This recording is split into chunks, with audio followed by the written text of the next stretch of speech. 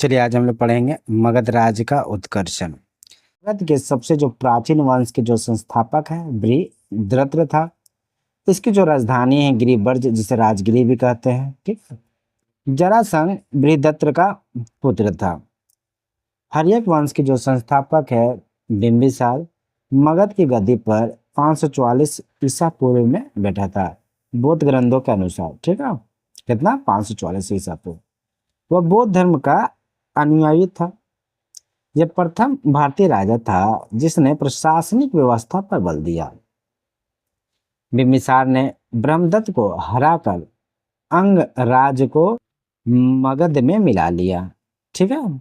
जो जनपद है अंग जनपद, ठीक है, 16 महाजनपद है, उसमें जो अंग जो महाजनपद है उसे क्या किया? मगध जो जनपद है उसमें मिला लिया गया। कौन? बिंबिसार ने। किसे हराकर? ब्रह्मदत्त को। बिंबिसार ने राजगिरी का निर्माण कर उसे अपनी राजधानी बनाया। बिंबिसार ने मगध पर करीब 52 वर्षों तक शासन किया। महात्मा बुद्ध की सेवा में बिंबिसार ने राज्यवेद जीवक को भेजा।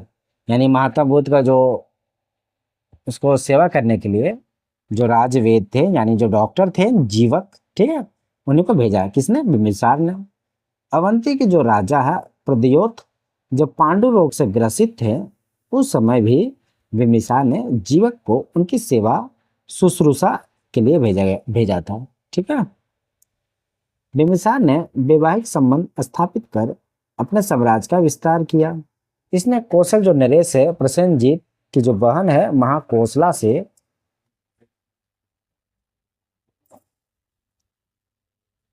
वैशाली के चेटक की पुत्री चेलना से तथा मध्य देश, जिसको हम आधुनिक पंजाब भी कहते हैं, उसकी जो राजकुमारी है अक्षेमा से शादी की। ठीक है। बिंबिसार की हत्या उसके जो पुत्र है अजातशत्रु ने कर दी और वह 493 ईसा पूर्व में मगध की गद्दी पर बैठा। ठीक है।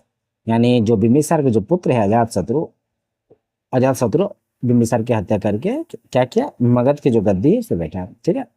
अजातशत्रु का जो उपनाम है कुनिंग था। ठीक है।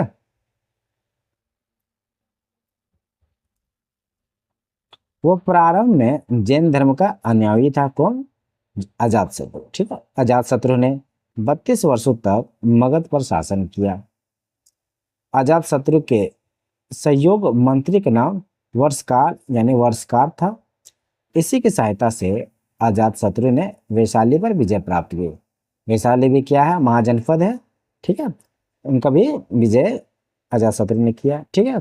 461 ईसा पूर्व में अपने पिता की हत्या कर उदयन मगध की गद्दी पर बैठा। यानी उदयन भी अपने पिता की हत्या करके 461 में उसने भी मगध की गद्दी पर बैठा। ठीक है। उदयन ने पाटिल ग्राम की स्थापना की। वह जैन धर्म का अनुयायी था।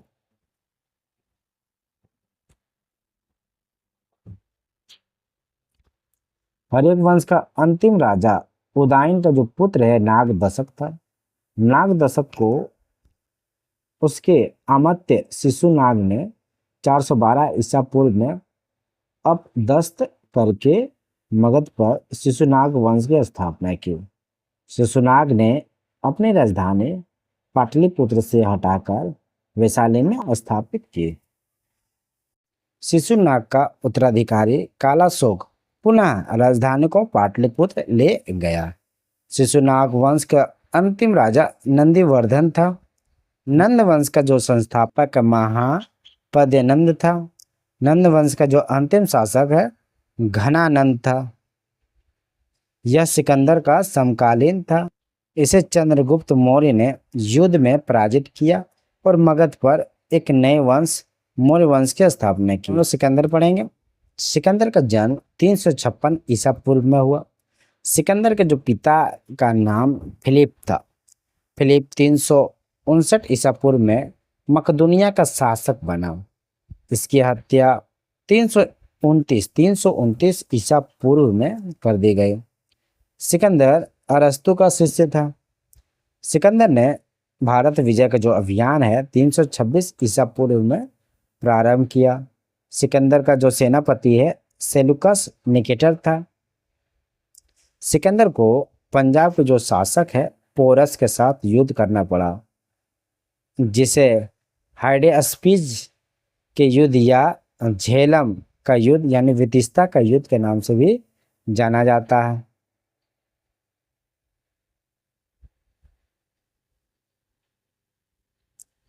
सिकंदर की सेना ने व्यास नदी के पश्चिम तट पर पहुंचकर उसे पार करने से इनकार कर दिया, यानी इनकार कर दिया। ठीक है।